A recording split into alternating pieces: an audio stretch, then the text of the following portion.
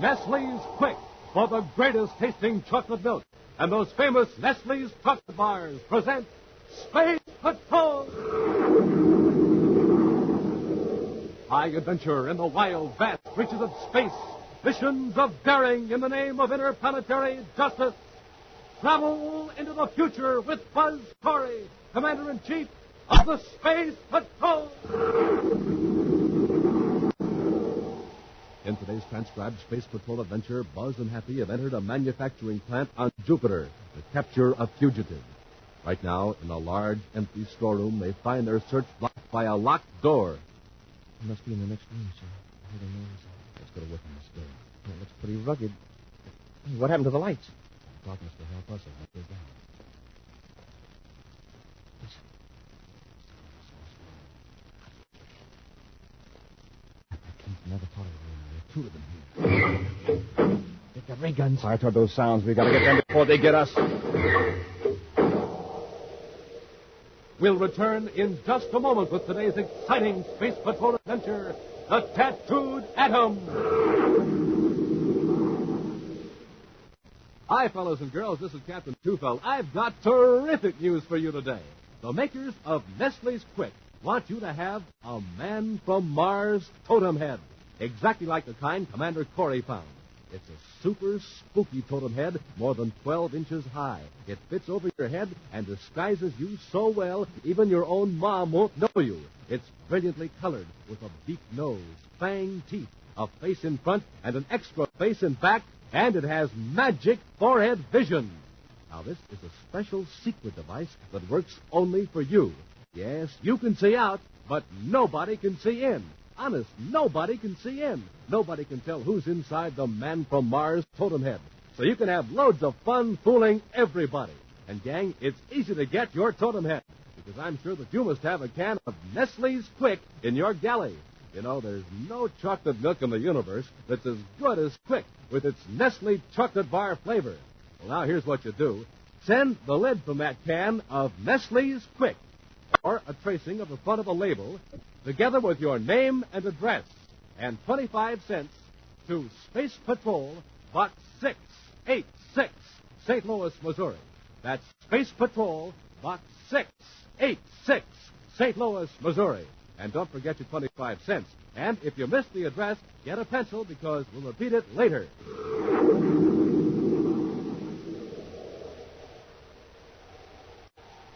And now, today's Space Patrol adventure, the Tattooed Atom. Commander Corry and Cadet Happy are at the most closely guarded scientific center in the solar system, the Arkhaven Research Laboratory on the planet Mercury. Investigating a leak of secret information, Buzz is asking the cooperation of Gene Satterley, a young scientist in the electrochemical section. Gene, you're aware that classified information is somehow being smuggled through the security network here at Arkhaven. I have heard rumors, Commander. In spite of every precaution and use of scientific protection instruments, information is being smuggled out of Arkhaven. I'm hoping you can help us find out how. But, Commander, I'm a scientist, an electrochemical engineer, not a crime investigator. I know. But you and other scientists and other divisions might help us locate a blind spot in our security system. Will you cooperate? Of course I'll help, Commander. In fact, I have something of interest to show you. Something that has puzzled me. What is it? In the next room, please. Come on, Hank.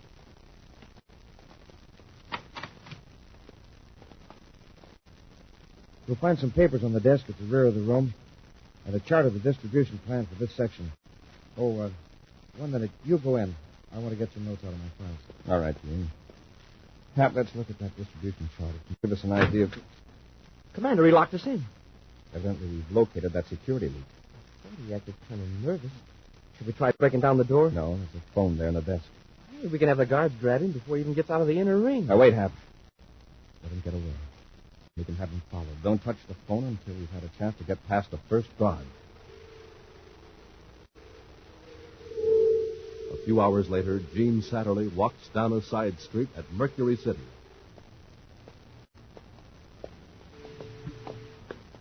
Mr. Satterley. I'm afraid you've made a mistake. No, Satterley, you did when you left Arkhaven. Just keep watching. Surface tied just around the corner. You've got an appointment. Gene Satterley's escort holds the muzzle of a ray gun against the scientist's ribs during the long drive to the residential section of Mercury City. When the surface car finally stops before a large residence, the scientist is nearly overcome by fear.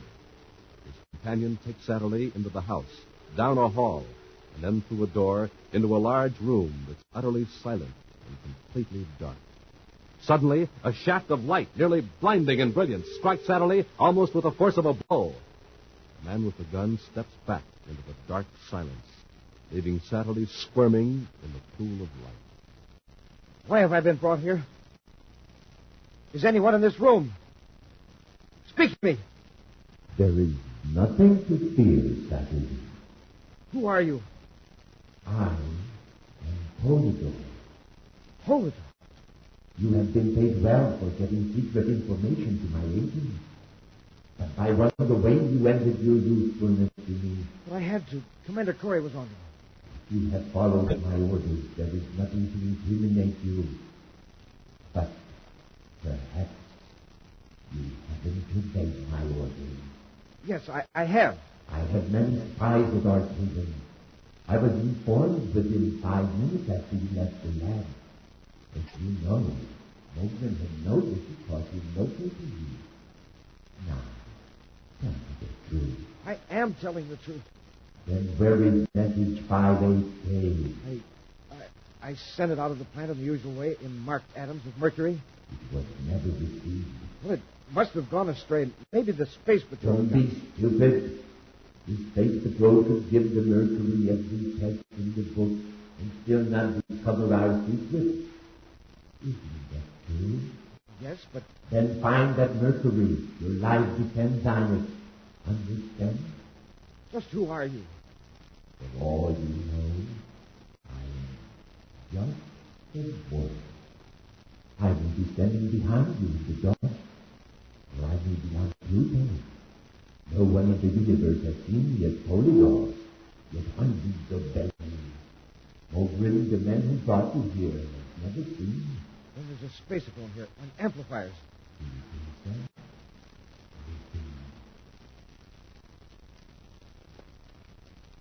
You are in this room. I hear footsteps. Or is that Mogren? I'm way back here.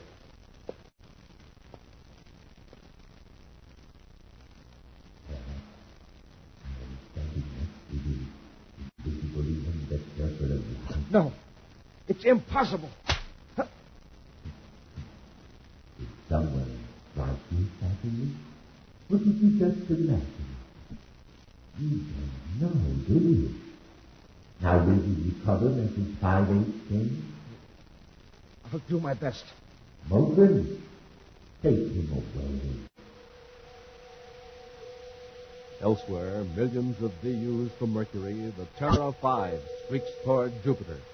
As the giant planet looms larger in the nose port, Cadet Happy looks up from a sheet with spacer-phoned reports from the Space Patrol Security Lab on Terra. I don't get it, Commander. Gene Satterley has a perfect record, not only at Archaven, but as far back as you want to go. And there was nothing at the lab to connect him with anything crooked. Why did he run away? Well, he's guilty of something. That's very evident. But he's not a confirmed criminal. His method of escape shows that. How, Commander? Well, a true criminal type with Satterley's intelligence would have planned several alternative methods of escape in advance. Oh, like the phone in the room he lost it in. Yeah, he'd have put that out of commission. Exactly. He had almost 30 minutes' notice that we were at Archaven and wanted to talk to him. Could have stopped him easily if we wanted to. Too bad we didn't. Look how he vanished in Mercury City with one of our agents just a few yards behind him. That wasn't so amateurish. Satterley must have had professional help that time. Now, our best chance to get a lead on him is to check his family and friends in Jupiter, particularly Satterley's father. Satterley wouldn't be fool enough to contact his father now, would he? Worth a try.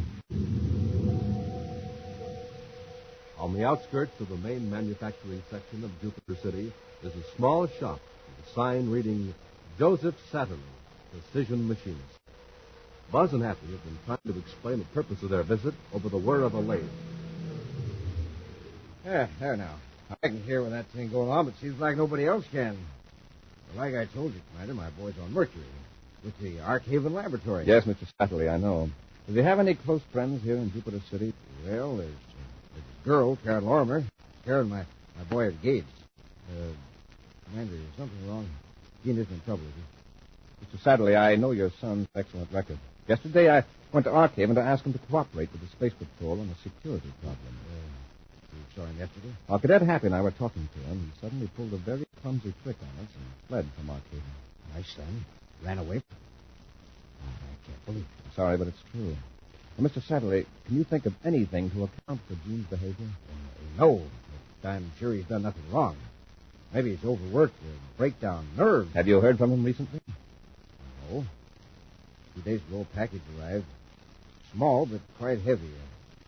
I opened it. Found this. A metal bottle. It is a container of mercury. And it's stamped Arkhaven Labs, Section E3. Gene Satterley section. The container has an official seal on it, still unbroken. This is government property. You ever send you anything like this before? Oh, no, never. If this contains only mercury, it's worth 5 or 6 credits at the most.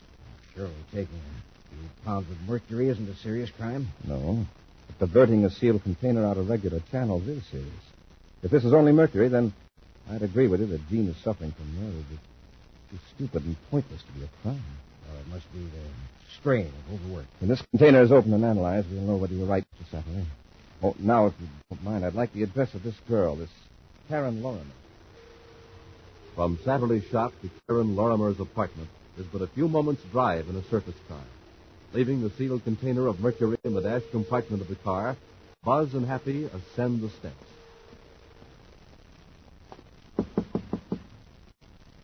You know, Commander, Gene's father may be right.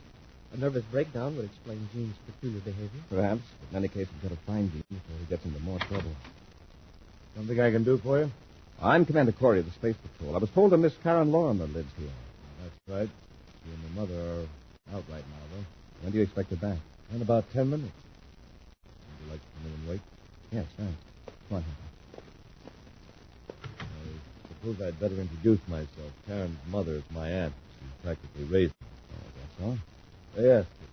The reason things are in kind of a mess here, the women are cleaning house. They offered to help move the furniture around. You know, to help their nephews and... I see that. I don't believe I got your name. Ed. Ed Law. Commander, excuse me, but I think I'll step outside and get some air. I feel sort of... Happy, what's the matter? You believe the cadet has fainted. Here, Happy. You guys would never fold up. I'll take these weapons, gentlemen. Yeah. You'll be tired, aren't you? So weak you can hardly move. That's the end. You're fatigued by radiation. You've been getting it since you came in. Fatigue ray will hold you while I look for something. And if I don't find it, well, I've got a gimmick that'll make you talk.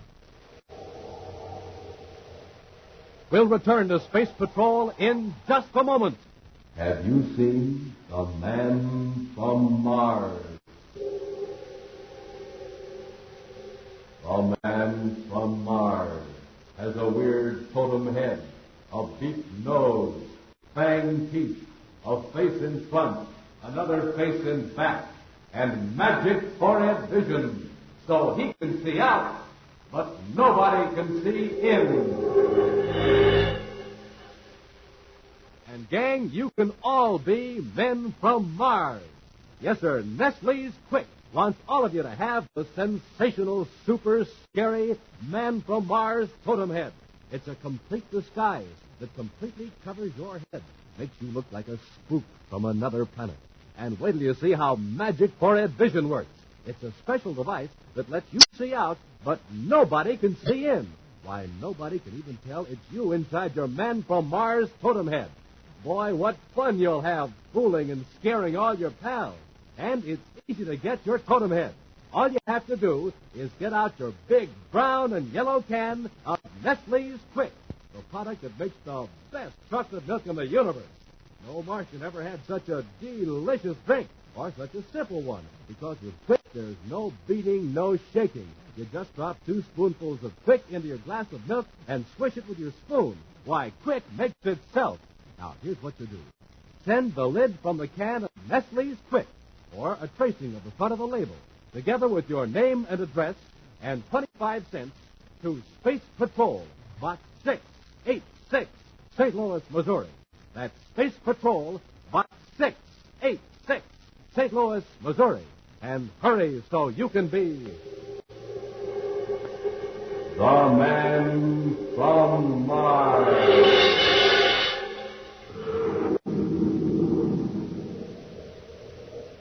And now back to our Space Patrol adventure, the Tattooed Atom. Thinking the missing scientist, Gene Satterley, might try to contact his family or friends in Jupiter City, Buzz and Happy went to the home of Satterley's fiancée, Karen Lorimer. They were admitted by a man who claimed to be related to Karen.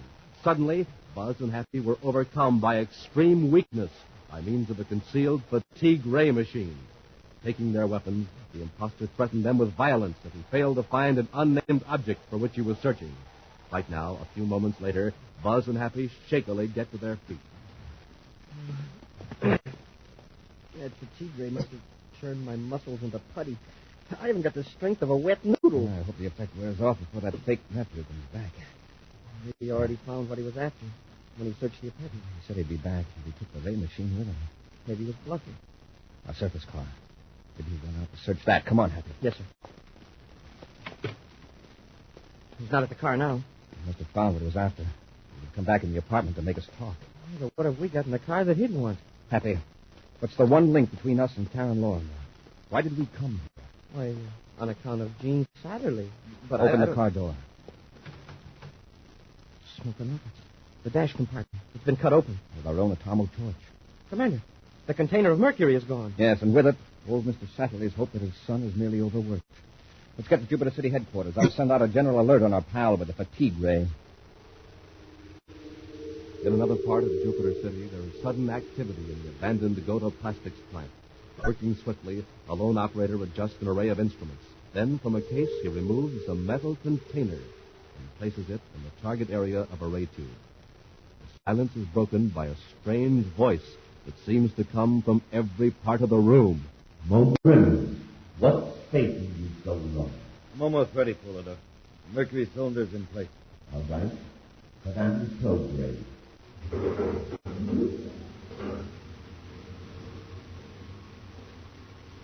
Check the image monitor.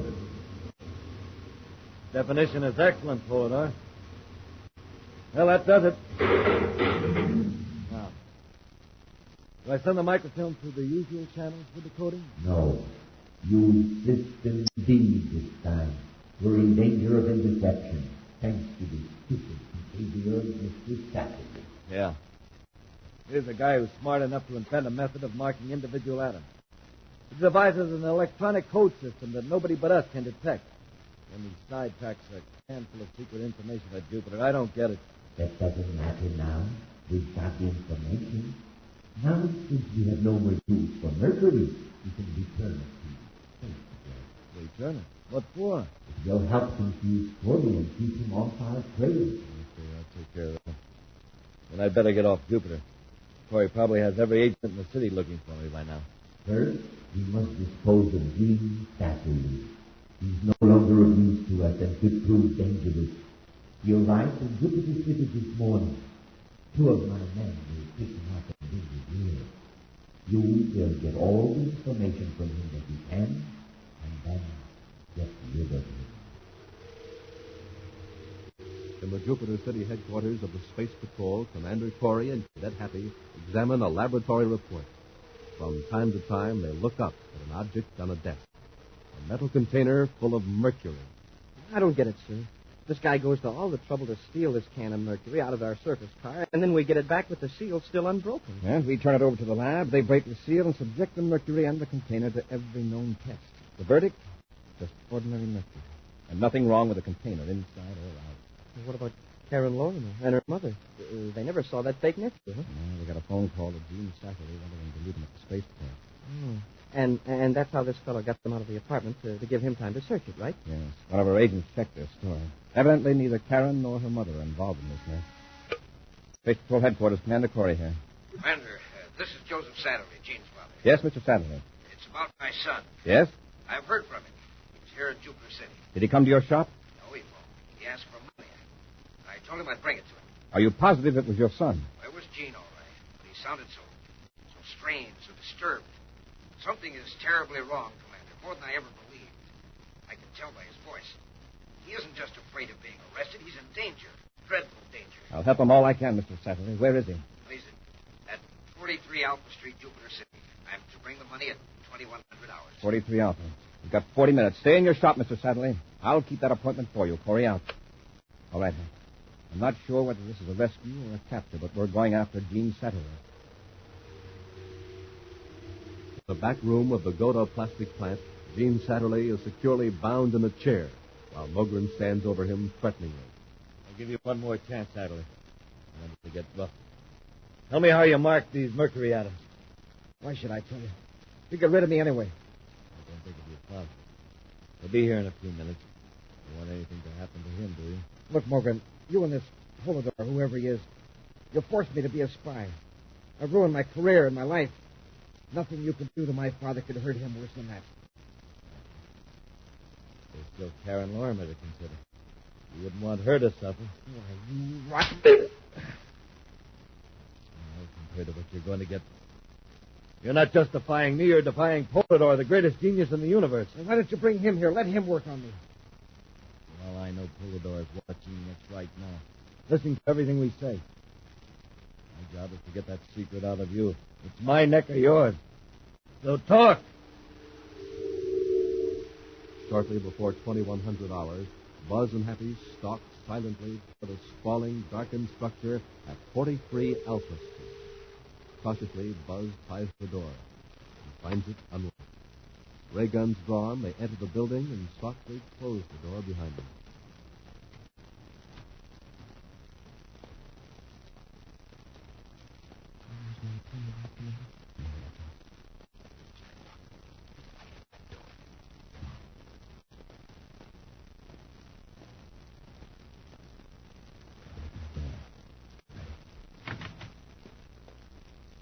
The room's empty. There's another door on the other side. Now, close this door.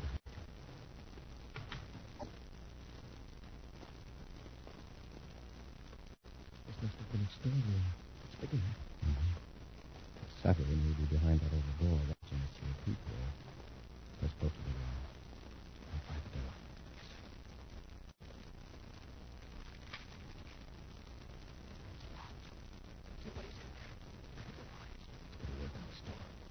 Pretty rugged, but...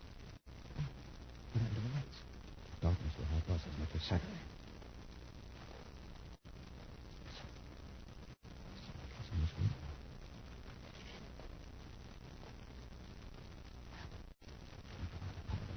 Two of them here. They've got ray guns. Fire toward those sounds.